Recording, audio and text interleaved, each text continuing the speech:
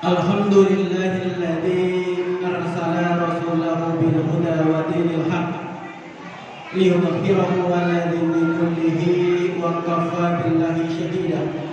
Asyhadu an la ilaha illallah wahdahu la syarika lah wa asyhadu anna Muhammadan abduhu wa rasuluh. A'udzu billahi minasy syaithanir rajim. Bismillahirrahmanirrahim. Ya ayyuhalladzina amanu taqullaha haqqa tuqatih wa la tamutunna illa wa antum muslimun. Rabbi shrah li sadri wa yassir li amri wahlul 'uqdatam min lisani yafqahu qawli. Uhayyikum bi tahiyatul Islam, tahiyatul mubarakah, tahiyatul fil akhir jannah. Assalamualaikum warahmatullahi wabarakatuh.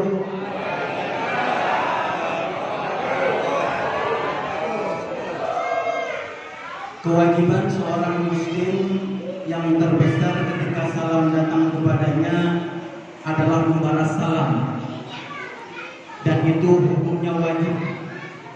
Artinya kalau kita jawab salamnya bernilai pahala, tidak dijawab salamnya berdosa. Assalamualaikum warahmatullahi wabarakatuh.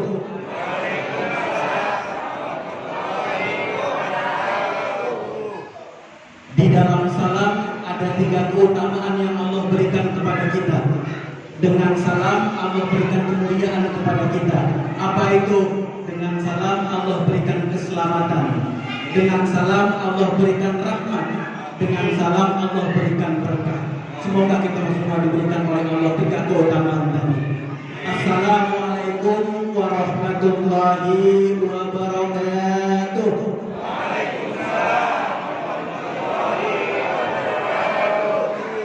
Alhamdulillahirabbil alamin. Bapak-bapak, ibu-ibu, saudara-saudara yang dirahmati Allah Subhanahu wa taala. Pertama dan paling utama, mari senantiasa kita panjatkan puja serta syukur kehadirat Allah Subhanahu wa taala. Rabbi rabbukum rabbus samawati wal ardh. Tuhanku, Tuhan kita semua dan Tuhannya alam semesta, yang senantiasa memberikan nikmat dan karunia kepada kita semua, sehingga kita masih diberikan kesempatan oleh Allah untuk beraktivitas, untuk bekerja, untuk beramal, untuk beribadah di buminya Allah. Dan insya Allah dengan kerja, amal dan ibadah itu menjadi bekal kita menghadap Allah Subhanahu wa taala. Amin, amin ya rabbal alamin. Salawat serta salam kita aturkan kepada baginda Nabi besar Muhammad sallallahu alaihi wasallam, uswah dan teladan buat kita semua yang insya Allah telah membimbing kita semua kepada siratal mustaqim, dan insya Allah kita semua senantiasa diberikan kekuatan oleh Allah untuk menapaki jalan siratal mustaqim ini sampai akhir hayat hidup kita. Amin, amin ya rabbal alamin. Alhamdulillahirabbil alamin. Pertama saya ucapkan terima kasih yang sebesar-besarnya kepada jajaran pengurus Mushola Baitus Salam beserta semua pengurusnya, yang dengan wasilah mereka saya hadir pada kesempatan kali ini untuk bisa bersilaturahim sekaligus watawassaw bil haq watawassaw bis sabr. Ucapan terima kasih juga kami sampaikan kepada para alim ulama yang hadir pada kesempatan kali ini, para pejabat baik sipil maupun militer, mungkin perwakilan RT, RW atau lurah yang mewakili. Saya ucapkan terima kasih yang sebesar-besarnya atas kehadiran kita semua pada kesempatan kali ini. Mudah-mudahan hadirnya kita semua hari ini menjadi jalan Allah ampuni segala kesalahan dan dosa kita. Amin, amin ya rabbal alamin. Dan dengan hadirnya kita hari ini pun menjadi wasilah Rasulullah SAW akan memberikan syafaat kepada kita semua. Amin, amin ya rabbal alamin. Dan insya Allah duduknya kita hari ini, mungkin kalau udah sekitar jam 8 lewat begini, ngantuk nggak Pak? Kira-kira Pak? Ngantuk nggak Pak? Ngantuk gak Bu? Alhamdulillah. Biasanya mengantuk. Biasanya. Nah mudah-mudahan kantuknya kita, letihnya kita, untuk bersibuknya kita hari ini menjadi jalan Allah berikan kebaikan kepada kita semua. Karena kalau Allah ingin berikan kebaikan kepada manusia, kalau Allah ingin berikan kebaikan kepada seorang hamba, Allah tidak berikan rezeki, Allah tidak berikan materi, Allah tidak berikan kedudukan, Allah tidak berikan harta, tapi Allah berikan pemahaman tentang al-Islam. Allah pahamkan kita tentang agama Islam. Wa may yuridillaha bihi khairan yufaqihu fid-din. Kalau Allah ingin muliakan seorang hamba, Allah ingin muliakan seorang manusia, tidak dikasih harta, tidak dikasih jabatan, tidak dikasih materi, tapi dikasih oleh Allah pemahaman tentang agama Islam. Nah mudah-mudahan hadirnya kita hari ini menjadi wasilah Allah berikan kebaikan kepada kita semua dalam bentuk pemahaman tentang agama Islam. Bapak Ibu yang dirahmati Allah Subhanahu wa taala, salah satu indikator keberhasilan dari perayaan Maulid Nabi Muhammad adalah ketika acara ini selesai, lalu kita tinggalkan musola ini, kita langkahkan kaki kita keluar dari pintu-pintu musola ini, harus menambah keimanan dan ketakwaan kepada kita semua. Jadi indikatornya berhasilnya acara ini, kita keluar dari majelis ini bertambah iman dan takwa kita. Dan dari acara ini insya Allah kita paham bagaimana Rasul menjalankan al-Islam, mendakwahkan al-Islam, lalu memperjuangkan al-Islam, sehingga akhirnya kita setelah acaranya selesai bisa melaksanakan Islam bagaimana benarnya, bukan melaksanakan Islam bagaimana biasanya.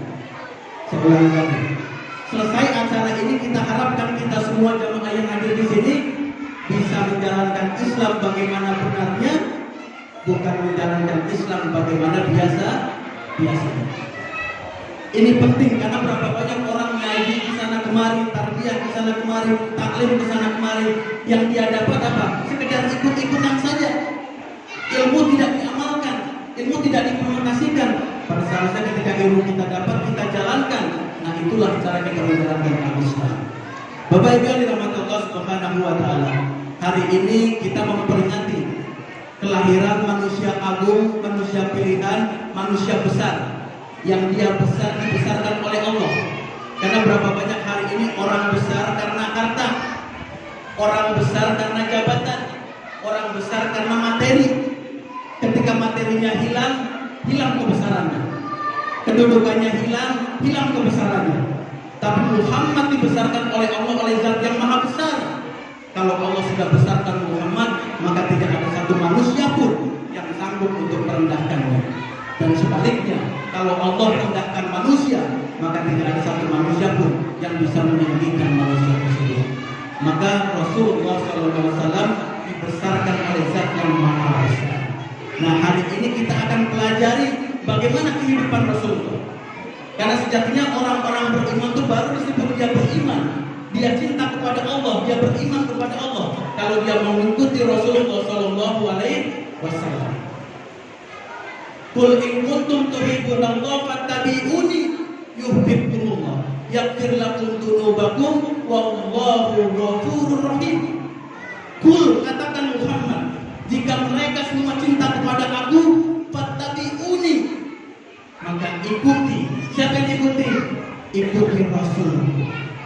Yaghfir lakum dzunubakum wa yudkhilkum jannah tajri min tahtihal anhar wa masakin thayyibatu fil jannati adn dzalikal fawzul adzim. Jadi orang kalau sudah taat kepada Rasul, dia berarti cinta kepada Allah. Kalau kita sudah dicintai oleh Allah, maka kita akan dimuliakan oleh Allah, diampuni kesalahan kita, bahkan ditempatkan kita di surga Ad-Adn. Bapak Ibu yang dirahmati Allah Subhanahu wa taala, coba kita pelan-pelan pelajari siapa sih Nabi Muhammad, siapa sih Rasulullah SAW itu, bagaimana perangainya, kehidupannya, agar kita bisa mengambil ibrah darinya, bisa mengambil pelajaran darinya. Maka dalam surat At-Taubah, surah berapa Pak? Surat At-Taubah, surat ke-9, ke-9. Coba nanti kita buka dalam ayat 128. Di situ Allah berfirman, laqad ja'akum rasulun min anfusikum azizun 'alaihi ma 'anittum harisun 'alaikum bil mu'minina raufur rahim. Ini ayat yang singkat, mungkin sering kita dengar, bahkan mungkin kita hafal. Tapi sejatinya ayat yang singkat dan pendek ini menjelaskan, menggambarkan bagaimana kehidupan Rasulullah SAW.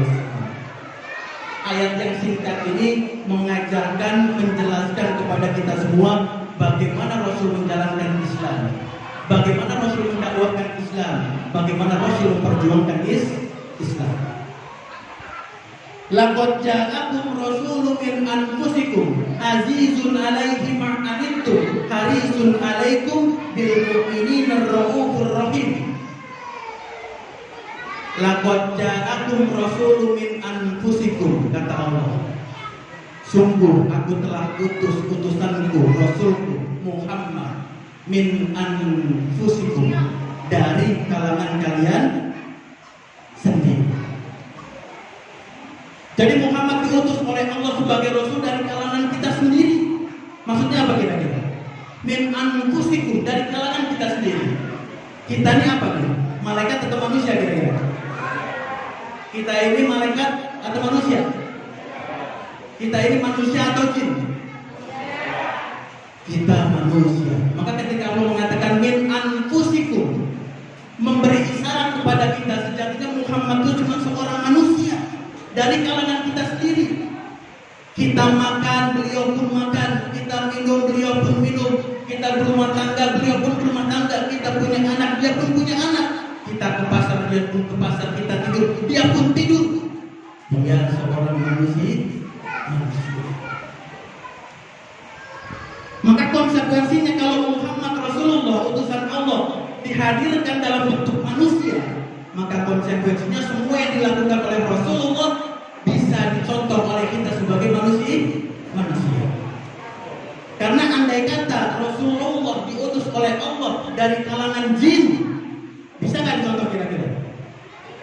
Bisa dicontoh nggak kira-kira apa? Bisa dicontoh nggak kira-kira apa? Karena dia dari kalangan manusia dan kita pun manusia, maka semua perangai dan tingkah laku Rasulullah bisa kita contoh, bisa kita ikuti, bisa kita itibar.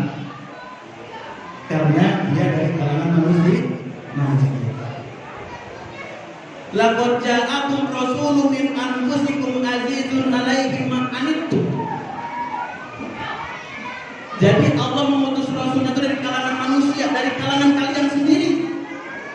Maka konsekuensi berikutnya, ketika dia mengajak orang dalam kebaikan, dalam dakwah, dia tidak eksklusif, tidak merasa saya nabi, kamu manusia biasa, saya rasul, kamu manusia biasa, saya ustaz, kamu manusia biasa. Dia membaur dengan masyarakat, dia bergabung dengan masyarakat untuk mendakwakan al-Islam, bukan menyatakan dirinya berbeda dengan orang lain. Jadi benar Rasulullah adalah manusia dari kalangan kita sendiri, tapi manusia yang sempurna. Manusia yang sempurna. Sempurna apanya? Sempurna jasadnya, sempurna akal. Benar Rasulullah adalah manusia, tapi dia manusia yang sempurna. Sempurna jasadnya, sempurna akal. Kesempurnaan jasad Rasulullah banyak diceritakan oleh hadis-hadis. Bahkan diceritakan suatu ketika Rasulullah SAW habis beraktivitas, selesai bekerja, mengeluarkan keringat. Dan kita tahu ternyata keringatnya Rasulullah itu ternyata lebih harum daripada minyak kasturi. Maka pernah suatu ketika beliau sedang tertidur lalu keringetan, oleh sahabat diambilkan kain handuk, dielap pelan-pelan keringatnya, lalu diperas, dimasukin ke botol. Untuk jadi apa Pak? Jadi apa kira-kira? Jadi parfum. Mana lebih wangi daripada minyak kasturi? Ada nggak kita berani kira-kira teman kita lagi tidur keringetan, kita ambil keringetnya, berani nggak Pak? Berani nggak Pak? Rasul manusia tapi manusia sempurna. Bahkan ketampanan Rasulullah SAW, ketampanan beliau itu bisa menular kepada sahabat-sahabat yang lain. Jadi kalau Rasul itu tampannya sedemikian rupa, kalau dia bersama dengan sahabat-sahabat yang lain tertular tampannya menjadi sedikit lebih cantik, lebih ganteng, lebih tampan, karena di sebelahnya ada Rasulullah. Jadi Rasul itu tampannya bisa menular kepada orang lain. Kalau kita kira-kira gimana kira-kira? Kita punya teman nih, teman kita ganteng, kita biasa standar, terus kita duduk bareng sama dia, kita kelihatan sedikit lebih ganteng apa biasa aja? Atau malah kelihatan lebih jelek? Malah lebih turun. Itulah kita. Rasulullah manusia sempurna. Manusia sempurna. Bahkan ketika hijrah, Rasulullah dengan Abu Bakar As-Siddiq masuk ke gua Sur. Lalu ketika Abu Bakar As-Siddiq digigit oleh ular, kesakitan dia, berdarah kakinya, lalu diambil oleh Rasulullah kaki Abu Bakar As-Siddiq, lalu apa? Diludahi oleh Rasulullah. Detik itu juga luka Abu Bakar As-Siddiq sembuh. Coba kalau kita punya anak main bola jatuh, berdarah kakinya, kita ludahi, sembuh atau malah sakit?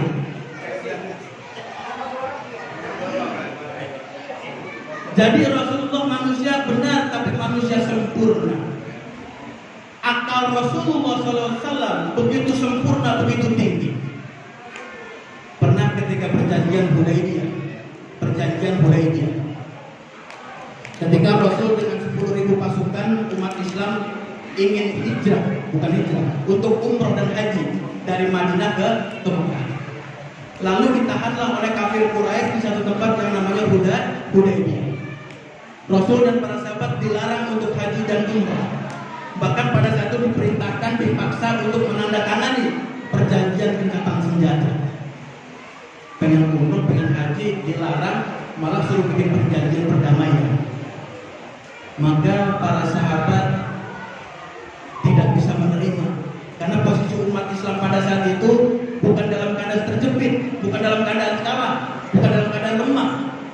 Baru belum lama dia menang dalam perang Badar, yaitu perang Khandaq, dimenangkan oleh kaum muslimin. Maka para sahabat tidak bisa menerima perjanjian ini. Tapi Rasul tetap melaksanakan perjanjian ini. Lalu dibuatlah perjanjian di atas kertas. Lalu kata Rasulullah, coba tulis di atas perjanjian itu dimulai dengan kalimat Bismillahirrahmanirrahim. Lalu kafir Quraisy berkata, sesungguhnya aku tidak mengenal kalimat ini, maka tolong dihapus kalimat Bismillahirrahmanirrahim. Sahabat semuanya kecewa, sahabat semuanya marah. Lalu diteruskanlah diisi perjanjian, dibuat perjanjian. Lalu di akhir perjanjian tolong dituliskan, yang menandatangani ini, yang menyetujui ini Muhammad Rasulullah SAW. Dan mereka pun berkata, wahai Muhammad, kalau kami percaya engkau Rasulullah, tentu tidak ada perjanjian ini. Tolong dihapus Muhammad Rasulullah, ganti saja dengan Muhammad bin Abdullah. Marahlah sahabat-sahabat dengan perjanjian itu. Bahkan di perjanjian itu tertulis isinya, salah satu isinya merugikan umat Islam. Apa isinya? Kalau orang-orang beriman di Madinah tertangkap di Mekah, orang Islam Madinah tertangkap di Mekah, nggak boleh dikembalikan lagi ke Madinah. Tapi kalau orang-orang kafir Mekah tertangkap di Madinah, harus dikembalikan lagi ke Mekah. Kira-kira merugikan umat Islam nggak kira-kira? Merugikan nggak kira-kira? Kalau ada orang Islam tertangkap di Mekah, nggak boleh dibalikin ke Madinah. Tapi kalau orang kafir Mekah ditangkap di Madinah, harus dikembalikan ke Mekah. Merugikan nggak kira-kira? Begitu mengecewakan sahabat-sahabat Rasulullah, sampai Umar bin Khattab seakan-akan tidak percaya kenapa Rasulullah SAW bisa menandatangani perjanjian yang tidak menguntungkan umat Islam. Lalu Umar berdiri sambil berkata, sambil dia tunjuk Rasulullah, bukankah Anda Rasulullah? Bahkan Umar ingin menyampaikan ada kecewa besar yang ada dalam dirinya. Kenapa perjanjian itu ditandatangan? Bukankah engkau Rasulullah? Lalu Umar meninggalkan sahabat-sahabat yang lain, walaupun nanti dikejar oleh sahabat yang lain untuk ditenangkan. Nah ternyata setelah ditandatangani perjanjian itu, belum sampai 2 tahun kemudian terjadilah penaklukan kota Makkah, Futuh Makkah. Jadi perjanjian Hudaybiyah terjadi tahun 6 Hijriah, Futuh Makkah terjadi tahun 8 Hijriah. Cuma kurang lebih dari 2 tahun Makkah bisa ditaklukkan. Apa sebabnya? Karena perjanjian tadi itu. Jadi kalau ada orang Madinah tertangkap di Makkah nggak boleh dikembaliin, dia berdakwah di sana. Tapi kalau orang kafir Quraisy Makkah Madinah ketangkap, dia harus dikembalikan. Sebelum dikembalikan didakwahi oleh Rasulullah untuk masuk ke dalam Islam. Setelah masuk ke dalam Islam diperintahkan untuk berdakwah juga di Makkah. Maka kurang lebih 2 tahun tidak ada aktivitas di Makkah kecuali dakwah sampai semua orang menerima Islam. Tinggal sebagian kecil saja tidak menerima Islam. Maka ketika Rasul masuk di kota Makkah, penaklukkan kota Makkah, maka semua menerima dakwah Rasulullah Sallallahu Alaihi Wasallam. Disitulah kesempurnaan akal Rasulullah Sallallahu Alaihi Wasallam. Laqad ja'akum rasulun min anfusikum azizun 'alaihi ma 'anittum. Dirasakan berat penderitaan kita oleh Rasulullah. Perhatikan, dirasakan berat penderitaan kita oleh Rasulullah. Azizun 'alaihi ma 'anittum. Dirasakan berat penderitaan kita oleh Rasulullah. Jadi Rasul itu kalau melihat kita kayak kasihan, kayak berat perasaannya. Kira-kira karena apa kira-kira? Berat karena apa kira-kira? Kasihan karena apa kira-kira? Sedih karena apa kira-kira? Kenapa kira-kira? Kalau melihat itu kasihan gitu. Karena apa kira-kira? Sayang terhadap umatnya. Jadi Rasul kalau melihat itu tuh azizun 'alaihi ma 'anittum. Dirasakan berat penderitaan kita olehnya. Kalau andai kata penderitaan itu terkait dengan materi, tidak ada manusia yang lebih tidak punya materi kecuali Rasul itu ketika dia wafat masih tergadaikan baju perangnya kepada orang Yahudi. Ini seorang komandan perang, seorang khalifah, seorang pemimpin. Ketika dia wafat, baju perangnya tergadaikan kepada orang Yahudi. Untuk apa? Ditukar dengan sekantang kurma untuk makan kebutuhan sehari-hari. Jadi kalau andai kata sengsara ini beratnya ini terkait dengan materi, Rasul yang paling tidak punya materi. Lalu kalau andai kata beratnya ini terkait dengan makan, tidak ada manusia yang sering tidak makan kecuali Rasulullah. Bahkan Rasul itu belum pernah 2 hari perutnya kenyang berturut-turut. Kalau hari ini mungkin makan, hari ini kenyang, besok pasti dia puasa, dan seterusnya. Belum pernah dalam hidupnya 2 hari lamanya perutnya kenyang dengan makanan. Bahkan seringkali kita baca hadis Rasul karena saking laparnya dia ganjal perutnya dengan apa? Dengan apa Bu? Dengan batu yang diikat dengan kain, saking menahan laparnya. Jadi penderitaannya bukan terkait dengan materi, bukan terkait dengan makan, lalu terkait dengan apa? Rasul merasakan berat penderitaan terkait dengan dakwahnya. Ini umatku paham nggak didakwahkan kalimat la ilaha illallah Muhammad Rasulullah? Dipahamkan nggak? Ngerti nggak mereka? Aku berdakwah seperti ini, mereka paham nggak dakwah ini? Karena sejatinya tujuan akhir dakwah itu wa'budullaha wa la tusyrika bihi syai'an. Mengibadahi Allah semata dan jangan sekali-kali mensyirikkan Allah. Ini umatku paham enggak? Kalau dia beribadah hanya kepada Allah semata dan tidak sekali-kali mensyirikkan Allah, paham enggak umatku? Maka berat penderitaan Rasulullah kalau melihat ini. Paham enggak umatku ketika didakwahkan ini? Karena bicara masalah syirik perkara besar Bapak Ibu sekalian. Seberat-berat ibadah yang kita kerjakan, sebanyak-banyaknya ibadah yang kita kerjakan, kalau kita berbuat syirik, maka tertolak semua amal ibadah kita. La in asrakta la yahbatuna a'maluka lanakunanna minal khasirin. Kalau kita menduakan Allah, syirik kepada Allah, mencari tandingan kepada selain Allah, menyekutukan Allah, maka semua amal ibadah kita tertolak di hadapan Allah. Nah, umatku paham nggak nih tentang syirik? Paham nggak beribadah hanya kepada Allah? Dirasakan berat penderitaan kita oleh Rasulullah Shallallahu Alaihi Wasallam. Karena hari ini kalau kita bicara syirik, Bapak Ibu Allah Subhanahu Wa Taala, yang kita tahu tentang syirik apa kira-kira? Perbuatan apa sih yang terkategori perbuatan syirik itu? Apa aja kira-kira? Datang ke kuburan, ya minta sesuatu, datang ke paranormal, datang ke dukun, punya jimat-jimat, punya keris, punya ajian-ajian. Itu yang kita pahami sebagai syirik. Padahal ada syirik besar yang kita masih belum paham sampai hari ini. Jadi kalau syirik itu menduakan Allah, mencari tandingan selain Allah, menyekutukan Allah, ada syirik besar yang kita sering lupa. Kalau Allah punya aturan, punya hukum, punya undang-undang, kita gunakan aturan dan hukum dari selain Allah, namanya syirik bukan itu? Syirik bukan kira-kira? Kalau Allah punya hukum, punya aturan, punya undang-undang, kita gunakan hukum lain selain hukumnya Allah, syirik bukan itu? Itu syirik besar. Ini yang sering kita kurang pahami. Sehingga disebutkan oleh Rasulullah, kalau orang berbuat syirik, lalu mati dia terbawa dosa syiriknya, maka tidak akan terampuni oleh Allah. Jadi kalau orang berbuat syirik lalu mati, belum sempat bertobat, maka tidak diampuni oleh Allah. Tapi dosa lain masih diampuni oleh Allah. Karena beratnya dosa syirik. Contoh kayak gini, kalau kita di rumah tangga, suami istri, kadang-kadang kalau suaminya berbuat salah apa aja masih mudah untuk dimaafkan oleh istri. Suami kadang-kadang kalau ngomong sering keras sama istri maafkan nggak begini kan Bu? Istrinya sering keras ngomongnya ke istri, ibu maafin nggak kira-kira?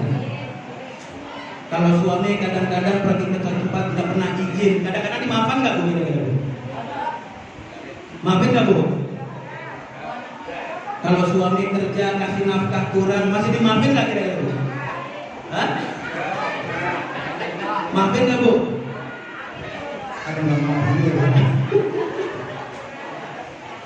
Kalau kita lihat dalam keseharian kita sebagai suami punya salah macam-macam, masih mungkin bisa dimaafkan oleh istri kita.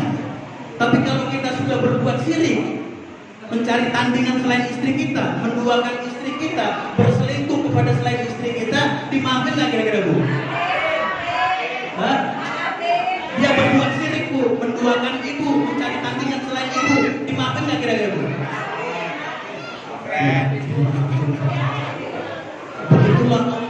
Begitulah Allah.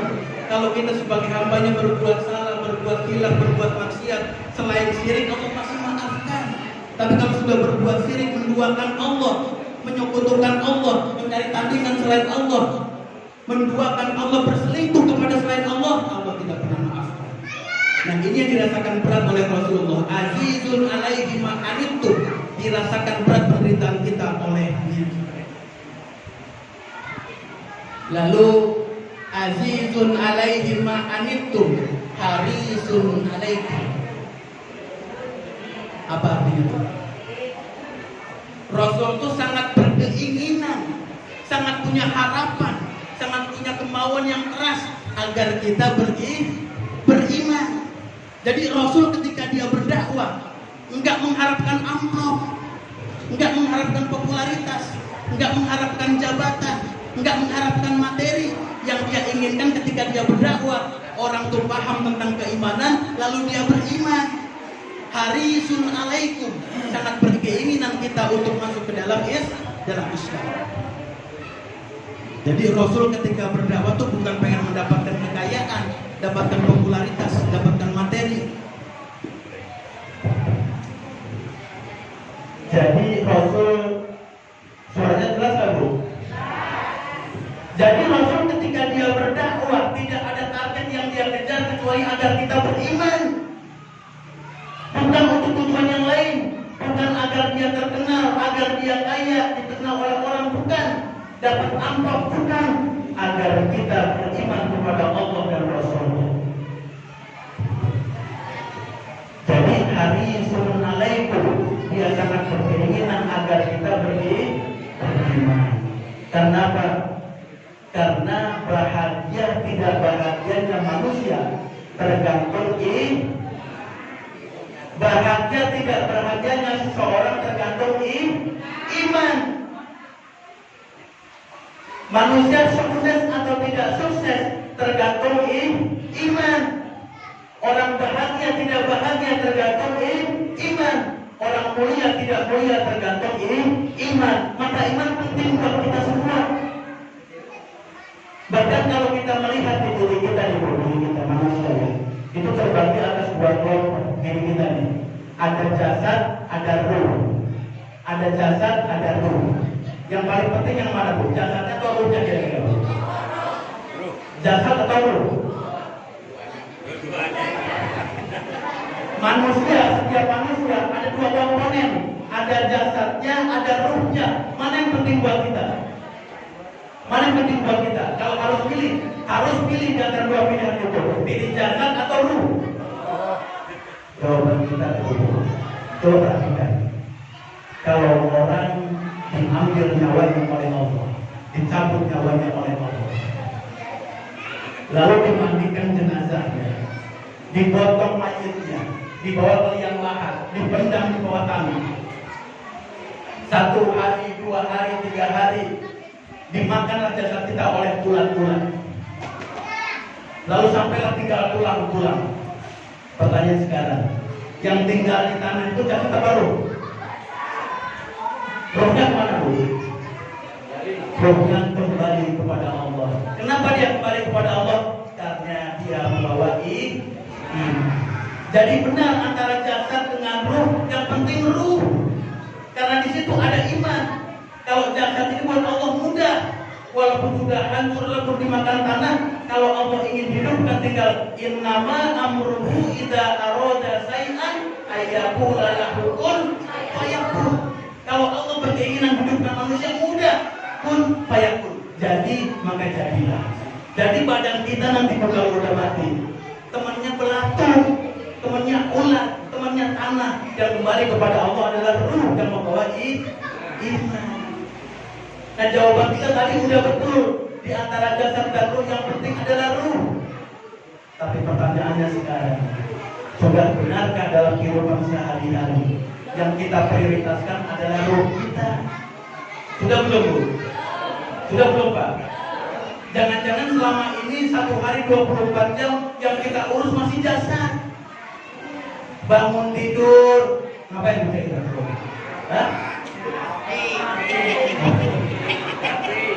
Bangun tidur, ada yang ngopi dulu. Ngopi itu berarti ngurusin apa tuh? Ngurusin jantung, ngurusin ruh?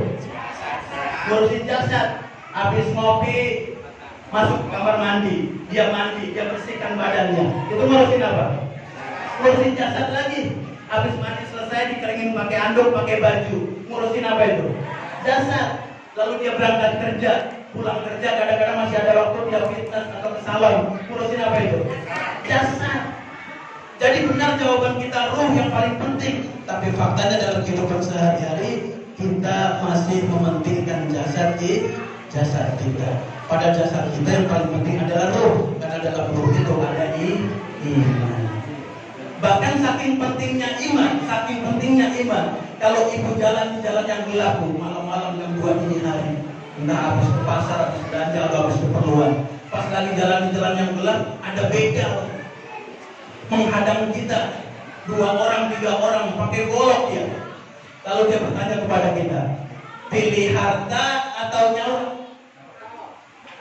Jawaban kita apa bu? Pintar-pintar di sini ya. Kalau malam-malam kita jalan di jalan yang gelap, ketemu dengan begal, dengan senjata lengkap, kita ditanya, pilih harta atau nyawa? Apa jawabannya kita bu? Kalau kita boleh jujur, kalau ibu jawab atau langsung tebas dulu. Kalau boleh jujur, jawaban kita apa ya? Kalau suruh pilih harta atau nyawa, biasanya kita udah ambil harta saya asal jangan nyawa saya. Biasanya begitu ya? Ya Pak ya? Jangan ya. Kalau orang beriman enggak begitu jawabannya. Ketika dihadang oleh begal, pilih harta atau nyawa? Jawaban orang beriman yang benar imannya, silakan ambil harta saya, silakan ambil nyawa saya, tapi jangan sekali-kali ambil iman saya. Karena Bapak Ibu dirahmati Allah Subhanahu wa taala, percuma kita hidup, percuma kita punya harta kalau nggak punya iman. Percuma kita kaya, percuma kita terkenal tapi nggak punya iman. Karena manusia tinggi dan mulia di mata Allah tergantung imannya. Wala tahidu wala tahzanu wa antum a'launa in kuntum mu'minin. Jangan kau pernah merasa lemah, merasa takut, merasa khawatir. Engkau paling tinggi kedudukanmu selama dalam keadaan beriman. Dan iman penting buat kita semua. Jadi harisun alaikum bil mu'minina raufur rahim. Rasul itu terhadap orang-orang beriman rauf dan rahim. Apa artinya? Belas kasih dan kasih sayang. Jadi Rasul itu kalau melihat orang-orang beriman raufur rahim, penuh dengan kasih sayang, penuh dengan kelembutan, penuh dengan cinta. Rasul kalau kepada orang-orang beriman raufur rahim, penuh kasih sayang. Maka tidak ada alasan bagi kita semua untuk kita mencintai Rasulullah SAW. Kenapa? Karena cinta Rasul kepada kita lebih besar daripada cinta kita kepada Rasul. Iya nggak Bang? Nggak ada alasan buat kita untuk tidak mencintai Rasulullah. Karena apa? Cinta Rasul kepada kita lebih besar daripada cinta kita kepada Rasul. Bahkan detik-detik hayatnya Rasulullah SAW ketika akan wafat, yang dia ingat siapa? Yang dia ingat siapa dulu? Ketika akan sakaratul maut, yang diingat oleh Rasulullah, ummati, ummati, ummati, as-sholah, as-sholah, as-sholah. Padahal orang kalau udah sakaratul maut itu nggak bisa ingat apa-apa. Karena apa? Di hadis itu disebutkan orang kalau sakaratul maut itu beratnya penderitaan seperti orang hidup ditebas dengan tebasan pedang sebanyak 7.000 kali. Kebayang nggak kira-kira? Sakaratul maut sakitnya seperti itu. Maka banyak orang ketika sakarat yang ingat orang lain. Untuk ingat dirinya sendiri sudah berat dia, apalagi ingat orang lain. Tapi Rasulullah dalam kondisi sakaratul maut dia masih ingat umatnya. Dia masih ingat kita. Ummati, ummati, ummati, as-sholah, as-sholah, as-sholah. Dan Rasul itu dalam kehidupan sehari-hari, kalau nggak ada Rasul dicari-cari oleh manusia, oleh masyarakat. Kalau ada di tengah masyarakat, semua merasa tenang. Jadi nggak adanya dicari. Kalau ada orang merasa tenang, merasa senang. Kenapa? Karena akhlak Rasulullah, karena perangai Rasulullah, karena Rasul banyak amal-amal soleh yang buat masyarakat. Jadi kalau nggak ada dicari, kalau ada orang merasa senang.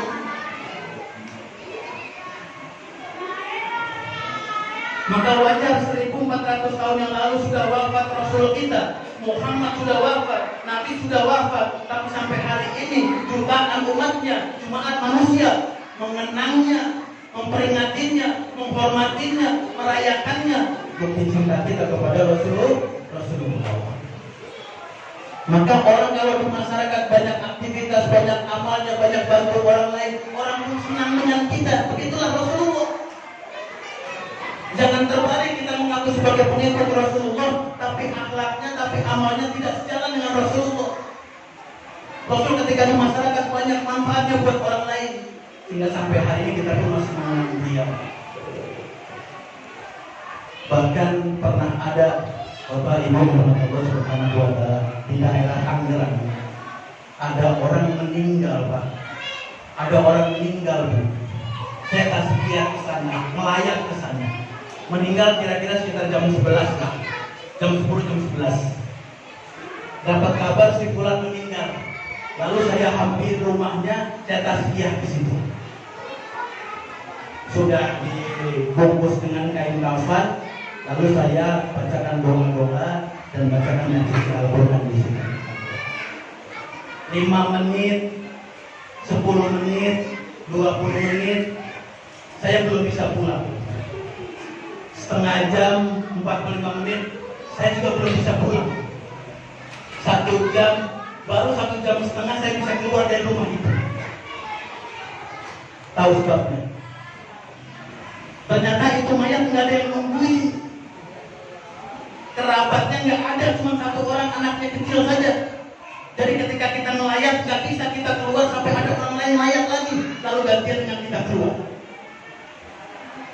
Perhatikan Bu, orang dikasih umur oleh Allah 50, 60, 70 tahun dia hidup. Ketika dia mati, orang nggak merasa dia ada.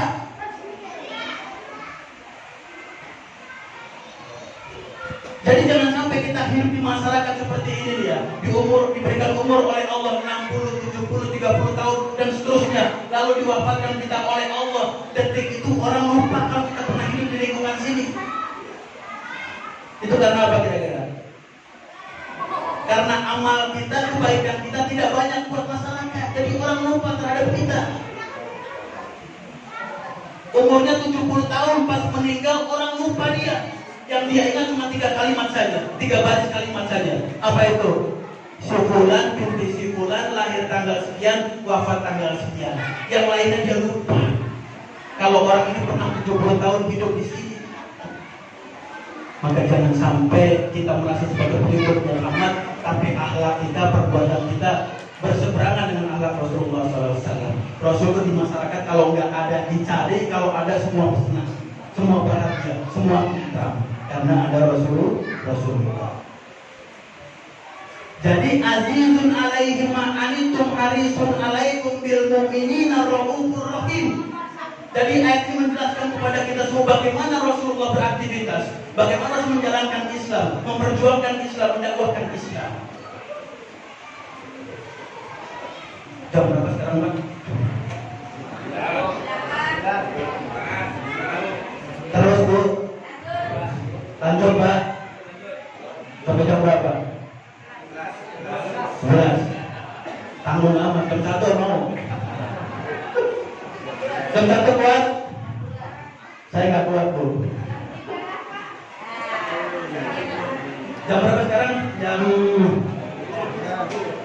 10 kurang? Setengah 10 ya? Setengah 10 ya? Kita teruskan dikit. Berapa banyak hari ini orang mengaku dirinya cinta kepada Rasulullah? Berapa banyak orang hari ini mengaku sebagai pengikut Rasulullah? Berapa banyak hari ini orang mengaku mengikuti Rasulullah, itiba kepada Rasul, contoh Rasulullah, tapi dia tidak tahu bagaimana cara mencontoh Rasulullah, mengikuti Rasulullah, cinta kepada Rasulullah. Maka pada kesempatan kali ini, Bapak Ibu yang dirahmati Allah Subhanahu wa taala, saya akan berikan oleh-oleh yang mudah-mudahan dengan oleh-oleh ini menjadikan kita makin cinta kepada Rasulullah SAW. Dengan oleh-oleh ini menjadikan kita mendapatkan syafaat dari Rasulullah SAW. Apa oleh-olehnya? Oleh-olehnya apa kewajiban kita terhadap Rasulullah? Kalau kita tahu, kita paham, lalu kita kerjakan, insya Allah kita mendapatkan syafaat dari Rasulullah SAW. Apa 4 kewajiban kita terhadap Rasulullah? Apa kewajiban kita terhadap Rasulullah? Biar kita gampang ingatnya, gampang mengulang-ulangnya, ada 4 Ada 4 kewajiban kita terhadap Rasul. Ada 4 kewajiban kita terhadap Nabi. Apa 4 kewajiban itu? Agar mudah diingat, mudah diulang-ulang, mudah kita kerjakan. Ingat saja, Bu, 4B. 4 apa, Bu? 4B. Apa? 4B. B pertama, kewajiban kita kepada Rasul. Apa itu? Beriman kepada Nabi. 1. B yang pertama, beriman kepada Nabi. B yang kedua, beritiba kepada Nabi, mencontoh Nabi, mengikuti Nabi, namanya beritiba kepada Nabi. Yang ketiga, berjuang menolong Nabi. Yang keempat, bersolawat kepada Nabi. Ulangi lagi, Bu. B yang pertama, beriman kepada Nabi. Yang kedua, beritibat kepada Nabi. Yang ketiga, berjuang menolong agama Nabi. Yang keempat, bersabar. Insya Allah kalau ini empat-empatnya kita pahami, lalu kita jalankan, lalu kita dakwahkan, lalu kita perjuangkan, insya Allah akan memberikan kemuliaan kita dunia dan akhirat. Amin, amin ya rabbal alamin. Pelan-pelan kita bahas Pak, mudah-mudahan bisa selesai. Yang pertama, beriman kepada Nabi. Dalam surat Al-Hujurat surah 49 ayat 15, Allah berfirman, Innamal mu'minuna alladzina amanu billahi war rasul summa lam yartabu. Sesungguhnya orang beriman itu tidak lain, tidak bukan, hanyalah orang-orang yang beriman kepada Allah, beriman kepada Rasulnya, summa lam yartabu, tanpa sedikit pun keraguan. Gak ada sedikit pun keraguan. Kalau sudah datang dari Rasulnya, datang dari Allah, sami'na wa ata'na. Saya dengar, saya kerjakan. Saya dengar, saya taat. Jadi karakter orang beriman itu kalau datang dari Allah dan Rasulnya, tidak ada sedikit pun keraguan. Kita udah begitu belum Pak? Kira-kira Bu? Udah begitu belum Pak? Kalau sudah datang dari Allah dan Rasulnya, ini akal yang kita diberikan oleh Allah, kayak kita buang, enggak kita pakai. Ini perintah Allah, kerjakan. Ini perintah Rasul, kerjakan. Sudah begitu belum kira-kira Pak? Sudah begitu belum Bu? Padahal ciri orang beriman itu harusnya begitu. Innamal mu'minuna alladzina amanu billahi wa rasul summa lam yartabu. Tidak sedikit pun dia ragu. Sudah begitu belum kira-kira? Coba kita uji Bu, coba kita uji ya. Kita tes dulu. Kita sudah semua lam yartabu belum? Enggak ragu-ragu belum? Kalau kita lagi pengajian begini Bu, lagi pengajian, lalu dikasih minum sama panitia, minumnya pakai gelas seperti ini. Gelasnya ada airnya. Gelasnya ada airnya Bu. Siapa itu? Tahu lah siapa. Sambil dulu Pak ya, haus Pak.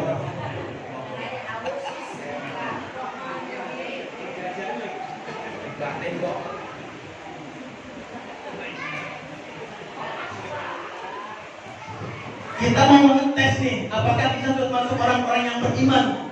Sudah benar belum iman kita? Iman kita sudah semalam yang aku belum? Coba kita uji. Kalau kita datang pengajian seperti ini, lalu disodorkan minuman dalam gelas, isinya bisa air, bisa kopi, bisa susu. Kebetulan hari ini air putih Bu. Air putih. Ini mah kan nyindir ini cuma bilang aja. Dikasih air dalam gelas, air putih. Kalau atas izin Allah, gelas yang diberikan di depan kita ini, di pinggir gelasnya ada lalat Bu, Pak, ada lalat. Dan atas izin Allah itu lalat kecebur Pak, masuk ke minuman kita. Masuk ke minuman kita. Apa yang kita lakukan? Bentar, pilihannya ada 3. 1, kita buang lalatnya, kita minum airnya. Yang kedua, ya kan? Lalatnya masih di air. Jijik nggak kita? Dibuang airnya, malah lalatnya dibuang juga semua, ganti air yang baru. Orang diserang banyak air, ya kan? Diserang banyak air, ngapain mesti minum air seperti itu? Yang ketiga, itu lalat dicebur sampai ke dasarnya, terus airnya diminum. Pilih 1, 2, atau 3? 1, 2, atau 3? Berani Bu? Bapaknya diam nih bahwa kalau ada lalat jatuh di gelas kita Pak, pilih 1, 2, atau 3? 1, 2, 3. Kalau kita beriman seperti surah 49 ayat 15, kita pilih yang ketiga. Kenapa? Selain haus kita hilang, kita dapat pahala. Karena Rasul begitu. Kalau dia sedang minum minum atau akan minum adalah jatuh ke dasar minuman kita, lalu dicelupin oleh Rasulullah ke dasarnya, lalu diminum airnya. Kenapa? Karena kata Rasulullah, lalat itu satu sayapnya mengandung racun, satu sayapnya lagi mengandung anti racun. Maka celupkan dua-duanya, lalu minum airnya. Berani nggak minum Bu nanti Bu? Kalau kecemburuan lalat, berani nggak? Orang beriman itu summa lam yartabu. Teruskan ya Bu ya. Jadi beriman kepada Rasul ini perkara penting buat kita. Karena apa? Karena beriman kepada Rasul bagian dari rukun. Rukun apa? Rukun apa Pak? Beriman kepada Rasul bagian dari rukun iman. Ternyata bukan rukun iman saja, dia pun bagian rukun Islam. Rukun iman kan ada 6. Beriman kepada Allah, malaikat, Rasul, kitab, qada dan qadar, dan hari akhir. 6 semuanya. Rukun Islam ada 5. Mengucapkan kalimat syahadah, asyhadu an la ilaha illallah Muhammadar Rasulullah, wa aqimis shalah, wa ata'az zakah, wa shaumar ramadan, al-hajjul baita. Ada 5. Dan ternyata beriman kepada Rasul bagian dari rukun iman, bagian dari rukun Islam. Rukun iman nomor ketiga, rukun Islam nomor pertama. Karena tidak akan pernah sah ucapan kalimat asyhadu an la ilaha illallah tanpa disambung dan diteruskan dengan wa asyhadu anna Muhammadan abduhu wa rasuluh. Jadi beriman kepada Rasul bagian dari rukun itu. Padahal kita sama-sama tahu rukun itu harus dikerjakan. Kalau nggak dikerjakan salah satunya, maka tidak disebut itu. Kalau rukun iman harus dikerjakan 6-6-nya, baru kita disebut beriman. Rukun Islam ada 5, harus semuanya dikerjakan, baru kita disebut Islam. Kalau ada satu yang tidak dikerjakan, maka nggak disebut beriman, nggak disebut Islam. Sama kayak kita sholat Pak, sama kita sholat pun. Sholat itu ada rukunnya, ya kan Bu? Ada rukun sholat, ada syarat sahnya sholat. Rukun sholat apa aja rukun sholat? Dari mulai takbiratul ihram, baca Al-Fatihah di tengah-tengahnya sampai salam. Kalau ada orang sholat, nggak baca Al-Fatihah, sah nggak sholatnya? Saya ulangi lagi Bu. Kalau ada orang sholat, dalam sholatnya nggak baca Al-Fatihah, sah nggak sholatnya? Sholat nggak Pak? Sah nggak Pak? Orang lagi sholat, rukunnya nggak dikerjakan salah satunya, baca Al-Fatihah, dia tinggalkan, sah nggak sholatnya? Berarti Bapak Ibu nggak nyimak penjelasan saya. Rukun itu sesuatu yang harus dikerjakan, yang ketika dikerjakan baru kita disebut beriman atau Islam. Begitupun sholat, rukunnya ada 14, ada 12. Dari takbiratul ihram, baca Al-Fatihah, sampai salam. Kalau orang sholat gak baca Al-Fatihah, sah apa tidak sholatnya? Dia gak bisa dihukumi Bu, karena belum sholat. Bisa diterima gak? Bisa diterima gak Bu? Jadi ngapain kita hukumin antum sah, antum gak sah? Dia belum sholat, karena ketinggalan rukunnya. Bisa dipahami Bu? Bisa ya? Jadi rukun itu harus ada terlebih dahulu, baru kita sebut sholat, sebut beriman, sebut Islam. Kalau nggak dikerjakan, nggak disebut kita sholat, maka nggak ada hukumnya. Kalau belum sholat, kayak orang lagi main bola di lapangan terus kita bilang sholatnya sah apa enggak? Dia lagi main bola, bukan sholat. Sama dengan kasus tadi itu. Jadi beriman kepada Rasul ini perkara penting. Kenapa? Bagian dari rukun iman dan rukun Islam. Hujan apa nggak di luar ya? Enggak ya? Kita teruskan, Bapak Ibu sekalian. Beriman kepada Rasulullah SAW, cerminan konkretnya dalam kalimat syahadah. Asyhadu an la ilaha illallah wa asyhadu anna Muhammadan abduhu wa rasuluh. Perhatikan, rukun Islam yang 5. Syahadat, sholat, zakat, saum, haji. Itu ibadah-ibadah yang sering kita kerjakan. Dan setiap ibadah itu ada rukun dan syaratnya. Kalau sholat kita tahu rukunnya, tahu syaratnya. Kalau haji kita tahu rukunnya, tahu syaratnya. Kalau zakat kita tahu rukun dan syaratnya. Kita tahu nggak kalau bersyahadat itu ada rukun dan syaratnya? Tahu nggak? Tahu nggak? Ternyata ada, Pak. Ada rukun dan syaratnya. Jadi tidak sembarangan orang mengucapkan kalimat asyhadu an la ilaha illallah Muhammadar Rasulullah otomatis dia telah bersyahadat. Karena ada rukun dan syaratnya. Saya pernah ucapkan kalimat ini kepada jamaah di Jakarta Barat, di daerah Kebonjeruk. Ketika tabligh terkait masalah keimanan, saya tanya kepada jamaah, apakah kita semua sudah pernah mengucapkan kalimat asyhadu an la ilaha illallah Muhammadar Rasulullah? Apa jawaban mereka?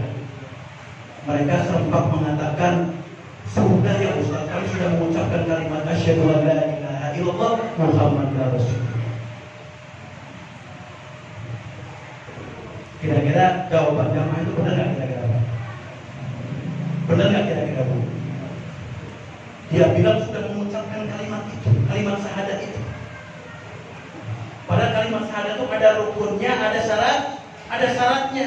Kalau nggak terpenuhi rukun dan syaratnya, belum disebut dia dengan bersyahadat. Dia mengucapkan kalimat la ilaha illallah Muhammadar Rasulullah. Penjelasannya supaya gampang dipahami begini, Bu, Pak. Kalau kita sedang duduk seperti ini, lalu di depan kita ada kertas nih, Pak. Ini kertas putih sekali di tangan kita. Lalu di atas kertas yang putih ini ada selembar rambut. Di kertas yang putih ini ada sehelai rambut. Lalu saya berkata, di atas kertas yang putih ini ada sehelai rambut. Benar nggak omongan saya? Benar nggak omongan saya, Pak? Kalau di atas kertas yang putih ini ada sehelai rambut, benar nggak omongan saya? Ucapan saya hak nggak kira-kira? Benar nggak kira-kira? Maka belum tentu benar. Harus kita uji terlebih dahulu. Sehelai rambut yang ada di sini benar-benar rambut bukan? Kalau dia berasal dari janggut kita, namanya apa? Jenggot. Kalau dia datang dari bibir kita, mulut kita, namanya kumis. Kalau dia datang dari dekat kuping kita, namanya jambang. Kalau dia datang dari kepala kita, baru disebut dengan rambut. Begitulah syahadat kita. Yang kita ucapkan kemarin itu yang mana? Bisa dipahami, Pak? Bisa dipahami, Bu? Jadi nggak semua ucapan kalimat la ilaha illallah Muhammadar Rasulullah otomatis menjadi syahadat. Terpenuhi tidak rukunnya, terpenuhi tidak syaratnya. Kalau belum, maka itu bukan syahadat. Bisa dipahami, Bu?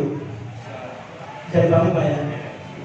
Jadi pertama, beriman kepada Rasul. Yang kedua, beritiba kepada Rasul. Ittiba artinya mengikuti, mencontoh, berkhutbah, mengikuti Rasulullah.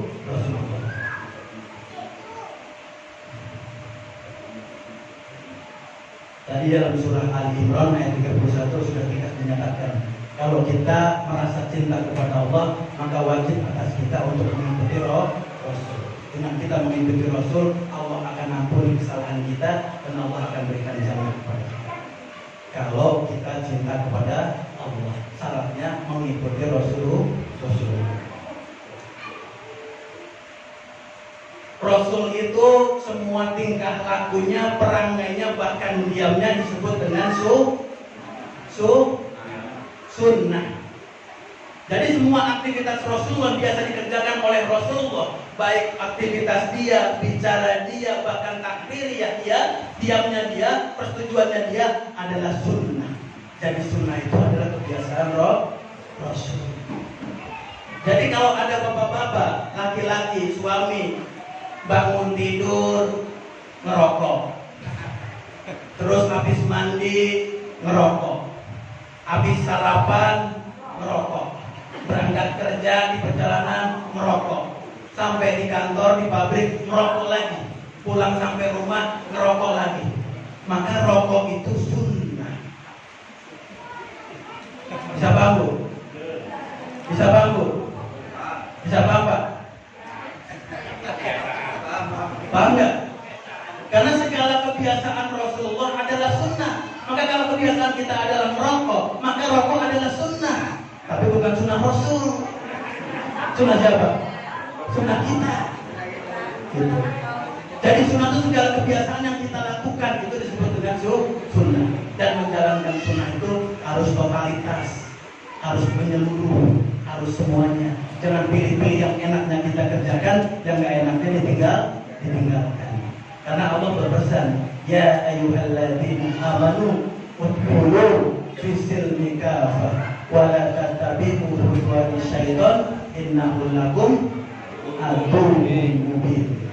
Allah tegas perintahkan kepada orang-orang beriman kalau menjalankan Islam itu, ikuti Rasul itu harus totalitas, harus keseluruhan, nggak boleh dipilah-pilah, nggak boleh dipilih-pilih.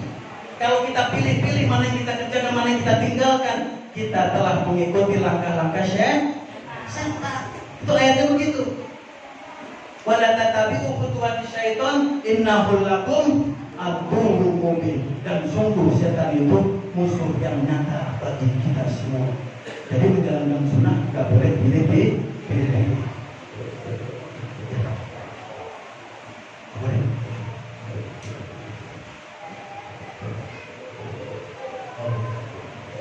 Bapak Ibu yang dirahmati Allah Subhanahu wa taala, ada permintaan dari panitia untuk kita bersolawat sebentar, lalu kita bersedekah, kita beramal. Mudah-mudahan amal kita menjadi berkah dari Allah Subhanahu wa taala.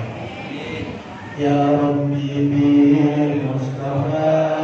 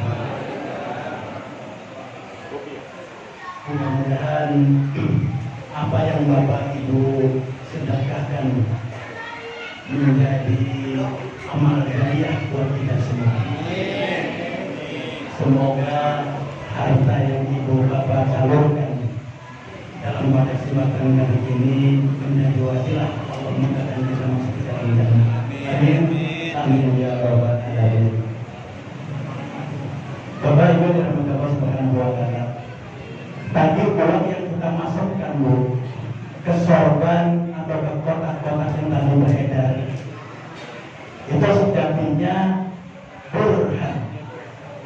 Apa burhan Bu? Burhan, bukti apa? Bukti keimanan. Jadi kalau kita beriman itu diajak bersedekah, diajak infak, diajak zakat itu bersemangat, buru-buru, karena dia sadar harta yang milik dia itu yang dia belanjakan di jalan Allah. Saya tanya ibu ini, ibu itu kalau punya uang Bu, punya uang itu ya, uang yang ibu punya di dompet, di lemari, di bank punya siapa Bu? Kita punya uang itu 10 juta di dompet, di lemari atau di bank, itu uang 10 juta punya siapa? Saya ulangi lagi. Kalau suami kita kerja Bu, suami kita kerja di pabrik, kerja di kantor, kerja di perusahaan, gajinya bulanan Bu, gajinya bulanan. Hari pertama, kedua, ketiga dia kerja. Hari kedua 9, selesai dia bekerja. Hari ke-30 dia ngecek ke ATM. Udah masuk belum gajian bulan ini? Lalu diceklah ATM itu, gajiannya udah masuk. Lalu diambil sama dia sebagian, sebut saja lah, tek 5 juta, terus keluar uangnya. Nah uang cash 5 juta di tangan suami kita itu punya siapa Bu?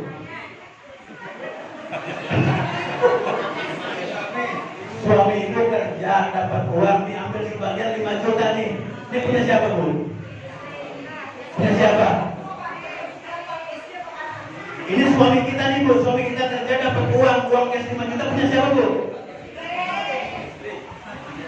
Cepat ya.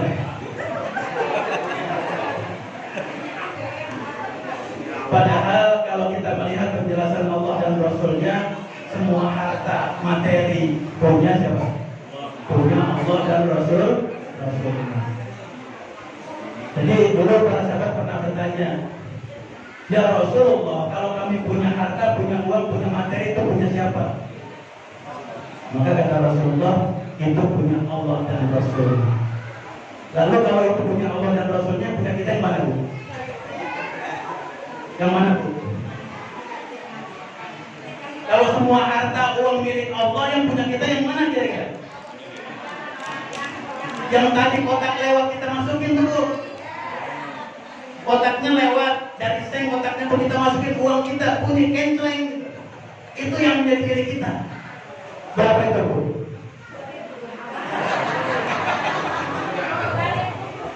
Kalau kotaknya dari seng, kita masukin uang kita, bunyi kenceleng. Berarti paling besar berapa itu Bu? 1000 ya? Berapa? 1000. Berarti 1000 Bu. Ibu bayangkan kalau suami ibu kerja, gaji per bulan 15 juta, yang jadi punya kita 1000. Pintar nggak kira-kira Bu? Pintar nggak kira-kira? Maka disebutkan sedekah itu burhan, bukti keimanan. Kalau orang beriman itu cepat dia bersedekah. Kenapa? Buat kepentingan diri sendiri, memudahkan dia masuk ke dalam jannah, ke dalam surga. Jadi kita teruskan sedikit tadi. Poin yang berapa tadi kita? Poin yang kedua apa tadi? Beribadah kepada Rasul. Jadi semua kebiasaan yang dilakukan Rasulullah adalah sunnah, dan kita harus ikuti secara totalitas. Jangan pilih-pilih, jangan pilih-pilih. Yang enak kita kerjakan, yang nggak berat yang kita tinggalkan. Jadi semua kita dikerjakan. Karena kalau kita pilih-pilih, kita pilih-pilih, artinya kita telah mengikuti langkah-langkah setan. Dan setan itu musuh yang nyata bagi kita semua. Abu Mubi musuhnya. Maka kadang-kadang kalau saya mendengar ada orang, ada tokoh, ada pejabat berkata begini, Bapak Ibu sekalian, tolong jaga anak-anak kita dari bahaya sekulerisme. Dia berpesan, Bapak Ibu jaga anak-anak kita dari bahaya sekulerisme. Sekulerisme apa artinya? Sekulerisme. Sekulerisme itu memisahkan antara agama dengan urusan-urusan lain.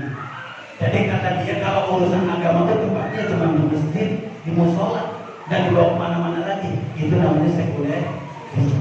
Kalau ada orang berkata begitu, saya terus terang miris, sedih. Kenapa? Karena hari ini kita kurang sekuler apa lagi? Masih dipesanin seperti itu. Hari ini kita kurang sekuler apa lagi? Semua sudah berpisah dari agama. Ekonomi pisah dari agama, politik pisah dari agama, militer pisah dari agama, sosial pisah dari agama, ekonomi pun pisah dari agama, semua hal pisah dari agama. Hari ini seperti itu. Dan tidak ada tempat yang menjalankan syariat Allah secara sempurna, secara totalitas. Ada nggak, Bu? Ada nggak, Pak?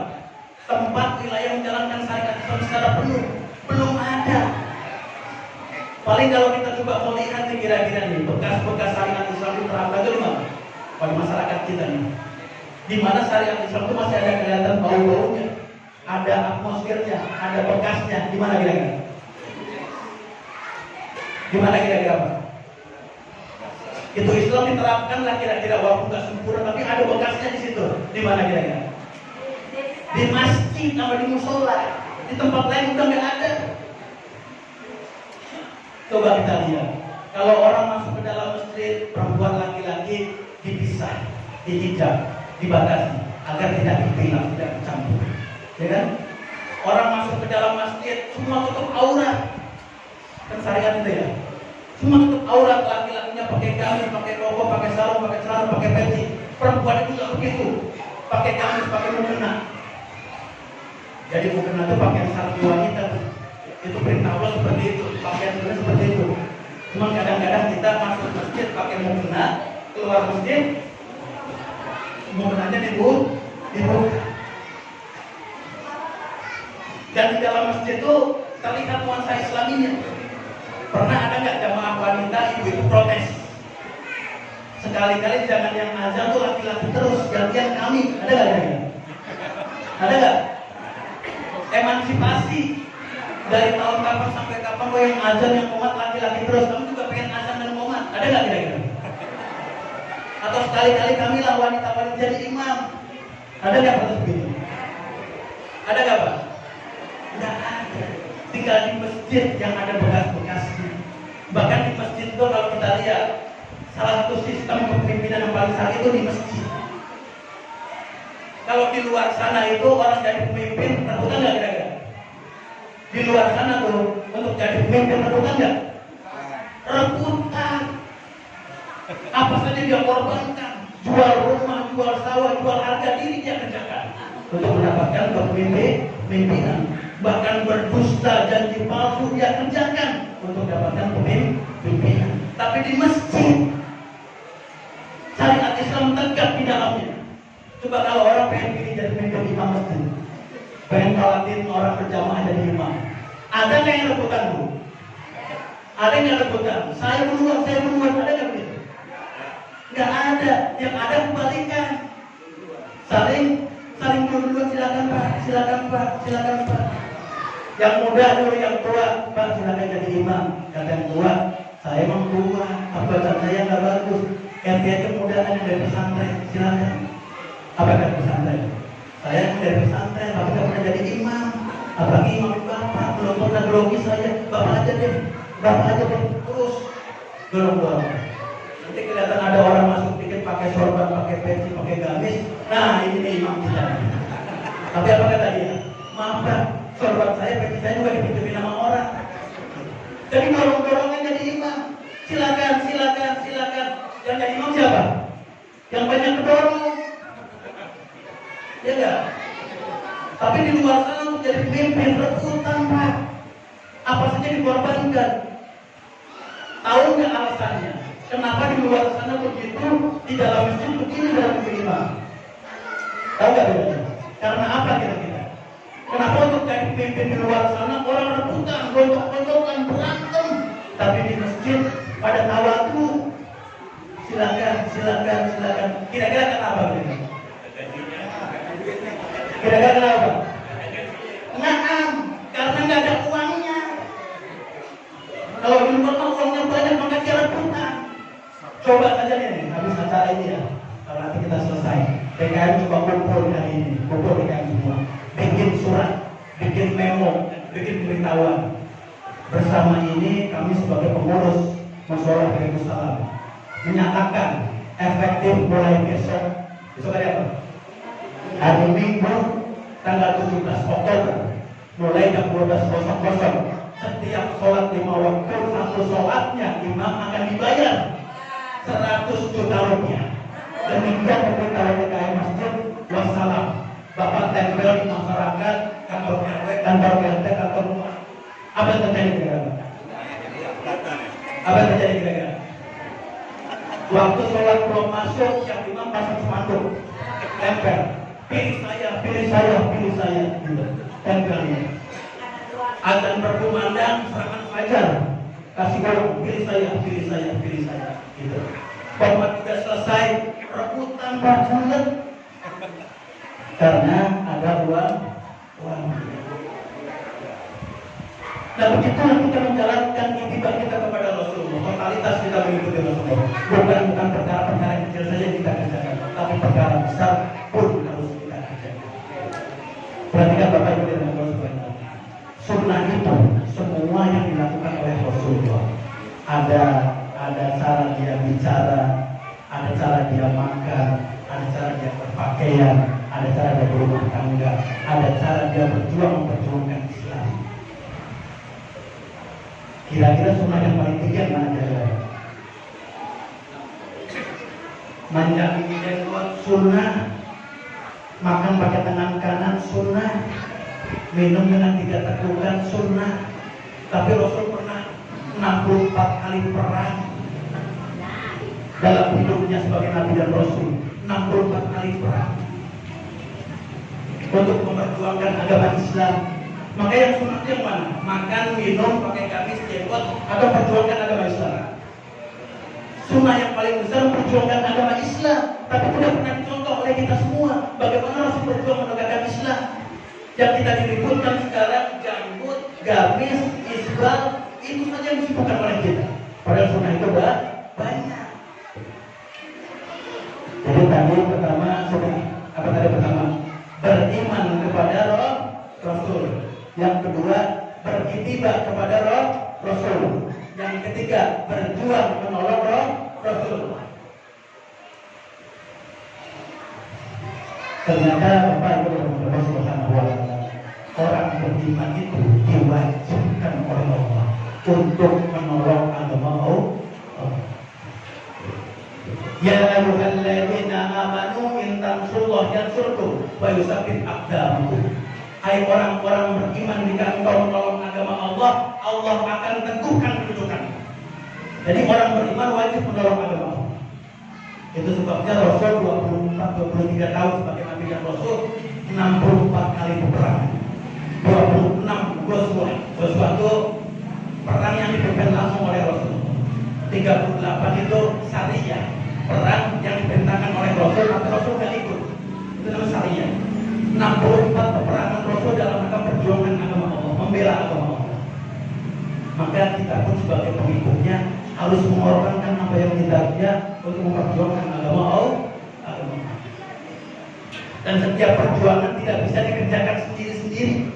Setiap perjuangan tidak bisa dikerjakan secara individu, secara personal, secara orang per orang, tidak bisa, tapi harus bersama-sama. Bahkan setiap Nabi dan Rasul ketika dia berdakwah, dia berjuang, minta didampingi oleh pengikutnya. Coba perhatikan, Musa alaihi salam ketika berdakwah kepada Fir'aun, dia minta kepada Allah, hadirkan teman buat saya untuk berjuang dan berdakwah kepada Fir'aun. Siapa temannya Musa? Harun wa Ahi. Harun dan saudaranya Musa sendiri. Lalu Nabi Isa alaihi salam ketika dia berjuang mendakwakan Islam, dia pun ditemani oleh siapa? Hawariyun, sampai dimuat dalam Al-Quran. Siapa yang akan menolong Nabi Isa alaihi salam? Nahnu nansurullah, kami yang akan membela agama Allah, kata para Hawariyun. Rasulullah SAW ketika berdakwah berjuang, mereka pun ditemani oleh siapa? Muhajirin dan Ansor. Untuk berjuang, karena berjuang tidak bisa sendiri, harus bersama-sama. Maka ada teman, ada musuh. Maka dakwah Rasulullah SAW itu mengajarkan orang Pertama, bukan cuma sekedar menjadi orang soleh, bukan menjadi orang soleh, tapi menjadi orang muslim. Perhatikan ya. Dakwah Rasulullah itu ketika tarbiyah datang kepada orang, kepada manusia, maka target akhirnya akan menjadikan orang-orang itu bukan menjadi orang yang soleh, tapi orang yang muslim. Apa beda soleh dengan muslim? Soleh itu melakukan amal-amal ibadah untuk kepentingan pribadi, sholat, zikir, sholawat, baca doa, sedekah mungkin, haji, itu ibadah-ibadah yang menjadikan kita soleh. Tapi Rasul mengajarkan umatnya untuk menjadi muslim. Apa muslim itu?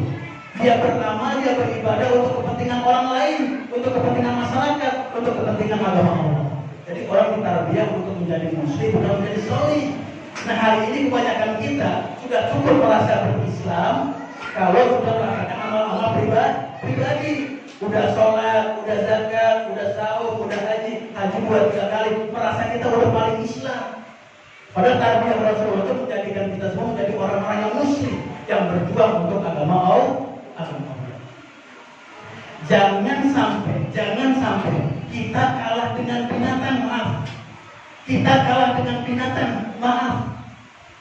Karena ternyata binatang itu muslim. Dia berjuang untuk agama Allah. Apa buktinya? Nanti dalam kitab Bidayah wa Nihayah diceritakan berbagai kisah bagaimana binatang itu berbuat muslim untuk membawa agama Allah. Contoh yang pertama, ketika Nabi Ibrahim berdakwah, dakwahnya keras demikian rupa bergeserkan dengan penguasa. Penguasa siapa bu? Kemana Nabi Ibrahim? Raja Namrud. Sampai akhirnya ditangkaplah Ibrahim karena sudah mengganggu kekuasaan mereka. Ditangkap Ibrahim, lalu mau diapain? Diapain bu? Ibrahim mau diapain sama Namrud? Mau dilempar ke kobaran api, dibakar sampai mati. Kita tahu nggak bagaimana caranya Nabi Namrud membakar Ibrahim?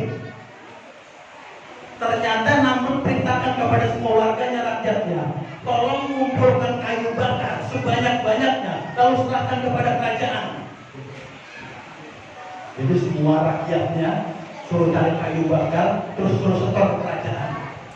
Nanti kayu itu yang dijadikan bahan bakar untuk membakar Ibrahim. Bayangkan kira-kira kalau Indonesia nih, jumlah penduduk kita berapa sekarang? Jumlah penduduk Indonesia sekarang berapa? 275 juta orang. Kalau diperintahkan oleh rajanya cari kayu bakar sebanyak-banyaknya, kumpulin ke istana, kira-kira semana kira-kira dapatnya? Kebayang nggak kira-kira? Kebayang nggak kira-kira kayunya? Bukan segini, bukan 275 juta orang yang kayu bakar, nggak kebayang. Maka disebutkan dalam kisah itu ketika dibakar kayunya, itu kalau ada apa saja lewat kena asapnya pasti hangus dan mati. Saking panasnya, saking beratnya api. Sampai-sampai ada nenek-nenek tua, tiap hari dia bersedih, nangis demikian rupa. Dia tinggal di belantara hutan. Lalu ditanya, wahai nenek, kenapa engkau nangis? Apakah engkau sedih karena Ibrahim akan dibakar? Apa kata nenek itu? Lah, bukan. Justru saya bersedih karena nggak bisa nyumbang kayu untuk bakar Ibrahim. Kekuasaan itu Pak, kalau sudah digunakan, yang hak bisa jadi batil bisa jadi hak. Jadi orang sedih itu bukan karena ada orang mau dibunuh, tapi kenapa dia nggak bisa dibunuh orang itu. Dari peristiwa itu ternyata ketika api sudah besar sedemikian rupa, ada seekor semut bawa air. Ketika ditanya, wahai semut, kau bawa air buat apa? Apa kata semut? Saksikan aku bawa air untuk memadamkan api yang membakar Ibrahim. Padahal nggak kira-kira itu api Pak? Semut kan segini ya. Tadi kayaknya semana kayaknya nggak terbayangkan. Tapi apa kata semut? Airmu tidak akan bisa memadamkan api itu. wallahi demi Allah, aku ingin bersaksi di hadapan Allah agar aku menjadi orang-orang yang muslim, yang menolong agama Allah. Jadi semua menolong agama Allah. Nabi Muhammad ketika hijrah ke dua sur, ada dua makhluk, dua binatang yang berbuat muslim juga dia. Burung dara buat sarang di depan pintu gua, laba-laba buat jaring-jaringnya di pintu gua, sehingga tidak orang menyangka kalau dalam ada Muhammad dan Abu Bakar As-Siddiq. Burung dara, laba-laba berbuat muslim. Bahkan ada peristiwa ketika kekuasaan baru berkuasa, kalau dia menaklukkan suatu wilayah, maka orang dikumpulin semua, bahkan dikumpulin, lalu dipanggil pendeta untuk ceramah, untuk orasi, agar orang-orang masuk ke dalam agama Kristen. Lalu dikumpulkanlah 40.000 orang di tempat penaklukan, lalu dipanggil pendeta untuk ceramah, untuk orasi, untuk memaksa mereka masuk ke dalam Kristen. Lalu prajurit barbar bawa anjing-anjing yang diikat di pojok-pojok wilayah. Ketika pendeta itu berkhutbah, berorasi dengan tangannya sedemikian rupa, qadarullah azizul Allah, ada anjing yang lepas mengejar pendeta itu, lalu digigit tangannya. Dia berontak untuk melepaskan tangannya, tidak kuasa untuk lepas. Baru setelah para prajurit bantu lepas, baru lepas lagi gigitan anjing itu. Lalu kata prajurit berkata, wahai pendeta, engkau waktu ceramah itu terlalu banyak menghujat Nabi, menghujat Rasul, mengejek Rasulullah SAW. Apa kata pendeta itu? Sesungguhnya anjing tadi menggigit aku bukan karena itu, tapi karena dia terganggu dengan tanganku dan akan menentang dia. Coba diikat lagi anjing itu lebih keras lagi. Lalu dia ceramah lagi, orasi lagi. Dalam orasinya dia menghina, mengejek Rasulullah sedemikian rupa. Lalu anjing itu lepas kembali mengejar pendeta itu, lalu digigit pendeta itu. Yang digigit bukan tangannya kali ini, tapi langsung di lehernya. Maka seketika pendeta ambruk di tempat, lalu 40.000 orang itu bersahadat masuk ke dalam Islam. Anjing bisa mentaslimkan orang 40.000 orang masuk ke dalam Islam. Anjing bisa masukkan orang ke dalam Islam. Anjing nggak pernah ngaji di Baitul Salam seperti ini, nggak pernah ikut taklim, nggak pernah ikut kajian. Ada nggak anjing ikut kajian? Ada nggak Pak? Ada nggak anjing di luar ikut taklim, ikut tarbiyah, ikut pengajian? Nggak ada. Tapi dia bisa masukkan orang ke dalam Islam 40.000 orang. Kita diberikan akal, diberikan pikiran, diberikan kesehatan, diberikan sempurnaan akal badan. Sudahkah kita berjuang di agama Allah? Sudahkah kita menjadi orang-orang yang muslim? Maka perhatikan, bukti kita cinta kepada Rasul. Kewajiban ketiga, kita menolong agama Allah. Yang keempat, yang terakhir. Jam berapa itu Pak? 10 lewat ya? Hah?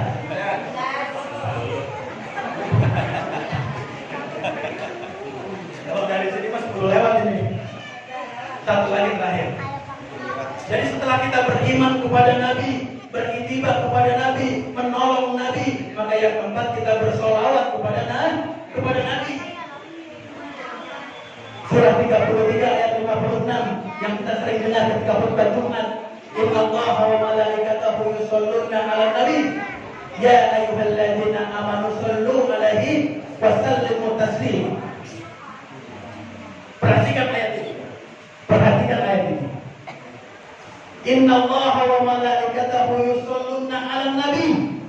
Sungguh aku Allah dan para malaikatku bersolawat kepada Nabi. Maka aku perintahkan, hai orang-orang beriman, bersolawat juga kepada Nabi. Ini ibadah yang paling mulia, ibadah yang paling tinggi derajatnya. Karena apa? Kalau ibadah-ibadah lain Allah perintahkan kepada kita, Allah tidak kerjakan. Allah perintahkan kita sholat, Allah sholat enggak? Enggak sholat Allah. Kita diperintahkan untuk haji, kita haji, Allah haji enggak? Allah enggak haji.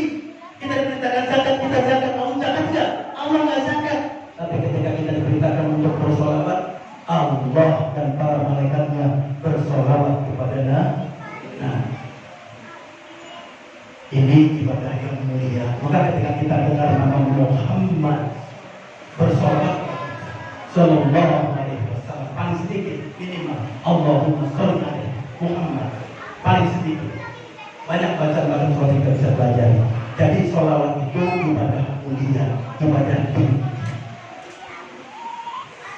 Dan secara bahasa, Bapak Ibu yang berkata Allah Subhanahu wa Ta'ala, sholawat itu dari kata-kata as-sholat.